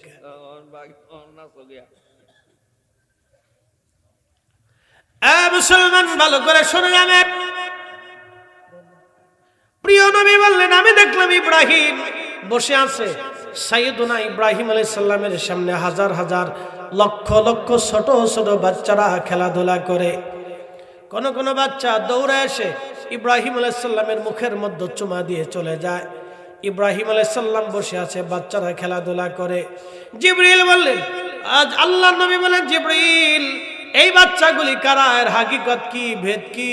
নবীজি কে জিবরাইল বলেন, ইয়া রাসূলুল্লাহ, যে বাচ্চাগুলি মায়ের কোল খালি করে আল্লাহর ডাকে সাড়া দিয়ে চলে এসেছিল, নবীজি এই বাচ্চাদেরকে ইব্রাহিম খলিলুল্লাহ কোরআন শরীফ শিক্ষা দেন, এবং ইব্রাহিম খলিলুল্লাহ তাদেরকে তাসবিহ জিকির আজগার শিক্ষা দিয়ে থাকেন। আর তিনি এই বাচ্চাদেরকে নিয়ে এখানে বসে থাকেন, এরা খেলাধুলা করে, ঘোরাফেরা করে, আনন্দ করে, এরা এইখানে বিশ্রাম করে, এরা জিকির করে, কোরআন পড়ে। আল্লাহর নবী ইব্রাহিম এদের দায়িত্ব আল্লাহ তাদেরকে দিয়েছেন। একবার জোরে বলা যাবে কি মারহাবা? জিবরাইল ডাক দিয়ে বলল, হুজুর আপনার উম্মতকে একটা সুসংবাদ দিবেন।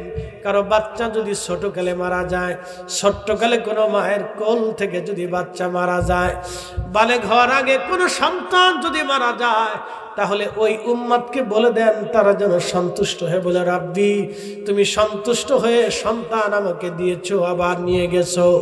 আল্লাহ তুমি সন্তান দিছো, তুমি নিয়ে চলে গেছো। আল্লাহ তোমার খুশিতে আমি বান্দা খুশি। এইভাবে যদি আল্লাহর সন্তুষ্টির উপরে ওই বান্দা এবং বান্দি ধৈর্য ধারণ করতে পারে, হুজুর কিয়ামতের ময়দানে এই বাচ্চারা বাবা মাকে সারা জান্নাতে যাবে না। একটা জবান বন্ধ থাকবে না, জোরে বলেন আল্লাহু আকবার। তাহলে সুপারিশ আসেনি, কিয়ামতের ময়দানে শাফায়াত আসেনি। যারা কই কিচ্ছু নেই, এটা ভুলের উপরে আছে। ওই বাচ্চারা সুপারিশ করে আব্বা আম্মারে বেহেশতে নিয়ে চলে যাবে। কিন্তু যেই মহিলারা কান্দে, ও আল্লাহ তুমি আমার ডারে দেখছো রে আল্লাহ, ফাঁসের বাড়ির ডারে তুমি দেখলে না আল্লাহ, কতজনের পোলাপান আছে তুমি তা দেখলে না, তুমি আমার ডারেই দেখলে আল্লাহ।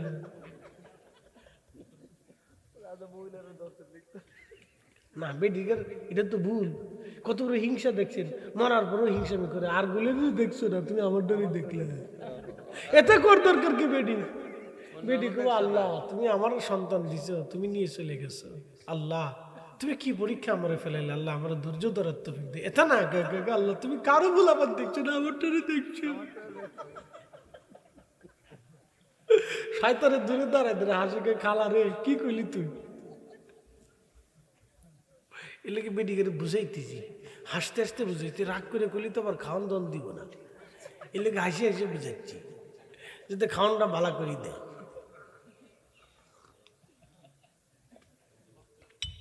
এই জন্য সন্তান যদি দুনিয়ার থেকে আল্লাহ নিয়ে যায় ধৈর্যের উপরে থাকবে। আল্লাহ দিছে আল্লাহ নিয়ে গেছে, ধৈর্য ধরবেন, শক্ত থাকবেন, আল্লাহর উপর শুকরিয়া আদায় করেন। আল্লাহ নবী বললেন সাহাবীরা রে সিদরাতুল মুনতাহার দিকে আমি গেলাম, কত সুন্দর সিদরাতুল মুনতাহা, কাণ্ডগুলি গাছের গোড়া একবারে সপ্ত জমিনের নিচ পর্যন্ত, আর গাছের মাথা সপ্ত আকাশের উপর পর্যন্ত সিদরাতুল মুনতাহার পাতা খাতির কানের মতো বড় বড় সুন্দর করে আল্লাহ সিদরাতুল মুনতাহা সাজিয়েছে।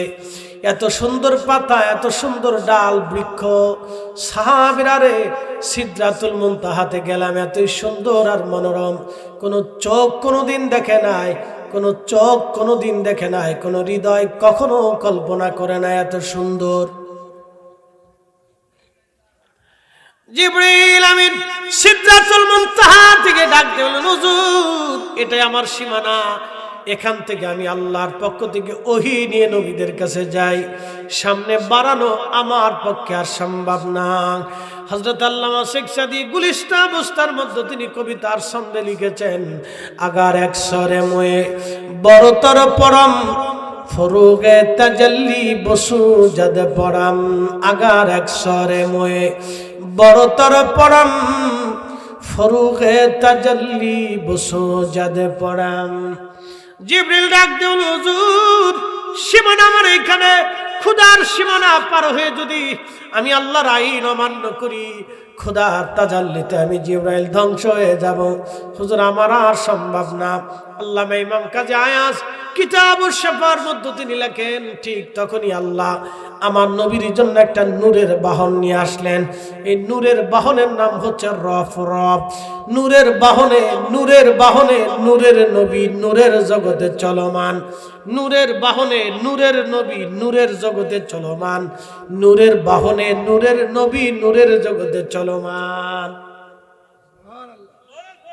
জোরে জোরে জোরে জোরে নবীজির হাকিকত এইখানে। নূরের জগতে নূরের নবী নূরের বাহনে চলমান। আল্লাহর নবী বলেন ৭০,০০০ নূরের পর্দা, সিদরাতুল মুনতাহা থেকে আল্লাহ পর্যন্ত ৭০,০০০ নূরের পর্দা। একসাথে বলবেন আল্লাহু আকবার।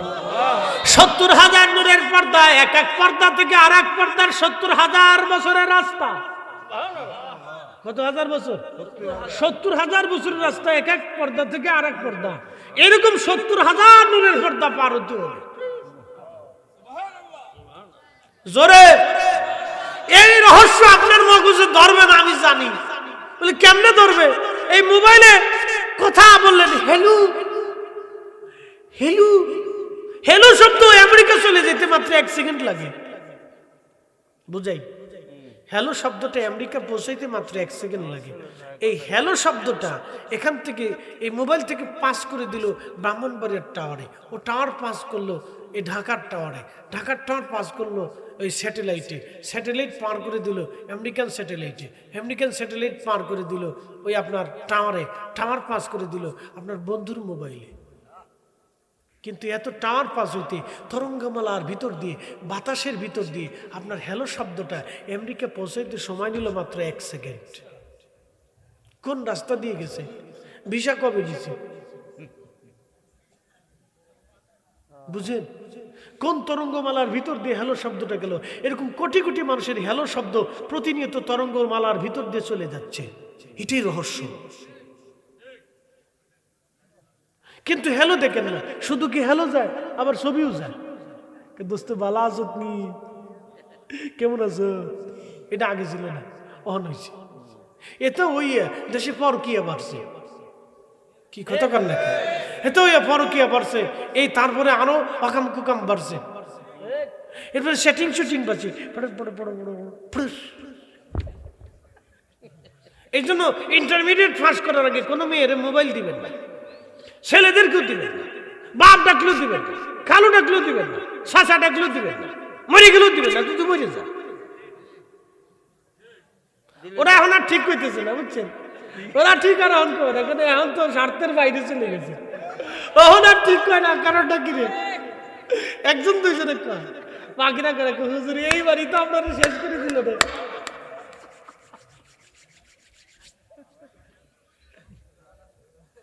মনে কিছু নিয়ে না। এবছরে মেডিকেলে যে ছেলেটা ফার্স্ট হয়েছে জানেন, সারা বাংলাদেশের মেডিকেল ভর্তি পরীক্ষায় ফার্স্ট হয়েছে যে ছেলেটা, ও বাংলাদেশের সেরা মেধাবীর একটা। ও এই পর্যন্ত মোবাইল ব্যবহার করে নাই, ও এই পর্যন্ত মোবাইল ইউজ করে নাই, মোবাইল থেকে দূরে ছিল। ওরা মা আব্বা ওকে মোবাইল থেকে দূরে রাখছে, শুধু লেখাপড়া। বুঝতে পারছেন? শুধু লেখাপড়া।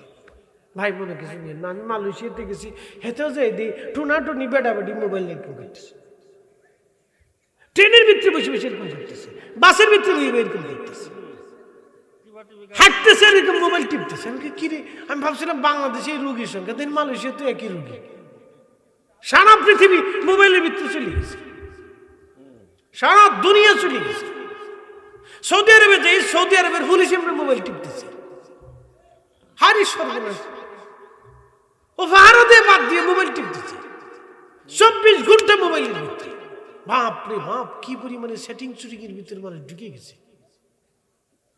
মোবাইল দিয়ে এখন ব্ল্যাকমেইল করতেছে, নানান ধরনের সমস্যা আসতেছে, মানসিক প্রবলেম বাড়তেছে, টেনশন বাড়তেছে। এগুলি থেকে দূরে থাকলে টেনশন মুক্ত থাকবে। নানান ধরনের সমস্যা, আমরা তো আরো বড় সমস্যা। এখন যে এআই এসে, এআই দিয়ে আমারও বানাই ফেলাই দেওয়া যায়। হ্যাঁ, দেখবেন যে এআই দিয়ে ফরিদি হুজুর একটা বানাই ফেলছে, এটা বসে বসে ওয়াজ করতেছে, কিন্তু আমি জীবনে হলে ওয়াজ করিনি। কত সিস্টেম হয়েছে রে ভাই, সামনে যে কত কঠিন পরিস্থিতি আসবে। দেখা যাবে যে এই দিয়ে আপনার মেয়ের একটা ছবি নিয়ে ওটা একবারে বানাই দিয়ে সুন্দর করে দেখবে, দেখছে যে বেডি নাচতেছে। কিরে, হুজুরের মেয়ে এমনি নাচতেছে, কারণটা কি?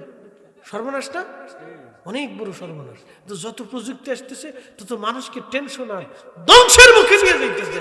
এগুলি থেকে আমাদেরকে মুক্ত থাকতে হবে। আল্লাহ হেফাজত করুক, জোরে বলে না আমিন। বড় ভয়ঙ্কর দিন আসতেছে সামনে, কঠিন দিন আসতেছে। শুনে যাবেন মুসলমান আমার, ওয়াজ আমার শেষ পর্যায়ে। আল্লাহ রাসূল বললেন, আমাকে নিতে নিতে নিতে নিতে আল্লাহ এত উপরে নিলেন। সহিহ বুখারীতে খাদেমুর রাসূল হযরত আনাস রাদিয়াল্লাহু আনহু বললেন, আল্লাহ নিতে নিতে নিতে নিতে তার নবীকে বিমা লা ইয়ালামুহু ইল্লাল্লাহ, বিমা লা ইয়ালামুহু ইল্লাল্লাহ, নিতে নিতে এত উপরে আল্লাহ নিলেন যে সীমানা আল্লাহ ছাড়া কেউ জানে না। এত উপরে নিলেন। নবীজি বলেন, রাআইতু রাব্বি, আমি তখন আমার রবকে দেখছি, আজ্জা ওয়া জাল্লা ফি আহসানি সূরাতি, আমি আমার আল্লাহকে ওই সময় উত্তম সূরতে দেখেছি। হযরত ইবনে আব্বাস রাদিয়াল্লাহু আনহুমা, যিনি রাইসুল মুফাসসিরিন, তিনি বলেছেন, আমার নবী মেরাজের রাত্রিবেলা তার কপালের 2 চোখ দিয়ে আল্লাহকে সরাসরি মেরাজের রাত্রিবেলা নূরের জগতে, সপ্তম আকাশের উপরে নূরের জগতে যাইয়া আল্লাহ সরাসরি আমার নবীর সামনে কথা বলেছেন, দেখা দিয়েছেন। যেই চোখ দিয়ে সরাসরি আল্লাহ দেখা যায়, ওই চোখের মতো আমাদের চোখ হতে পারে নাই। যেই দেহ দিয়ে সরাসরি আল্লাহর সামনে বসা যায়, ওই দেহের মতো আমাদের দেহ হয় নাই। এই জন্য ওই দেহটাই পাক। দেহটা কি? জোরে বলেন, আরো জোরে। আল্লাহ কি? আল্লাহ কি? নবী কি? বুঝে জানে। এছাড়া মেরাজ যে বুঝবে সে রসুল চিনবে, সে আল্লাহ চিনবে। যে মেরাজ বুঝবে না সে নবীর ইজ্জত বুঝবে না। এই জন্য ভেঙ্গে ভেঙ্গে ভেঙ্গে ভেঙ্গে পাট পাট করে আপনাদেরকে এরকম শোনাবে না কেউ, ওরা শোনাবে না। আমরা সুন্নিদের কাছ থেকে শুনতে পারবো, কিন্তু আমরা গাইরি সুন্নি ভাই যারা আছে ওরা বলবে না। ওরা বললে জানে যে ধরা পড়ে যাবো। হ্যাঁ, আমরা মার্কা থাকতো না, এই জন্য বলবে না। তা আমি আমার ভাইদেরকে বলবো, ভাই কোরআন হাদিস গোজামিল করার কিছু নেই, আপনারা প্রকাশ করে দেন, আল্লাহ আপনার ইজ্জত বাড়াবে।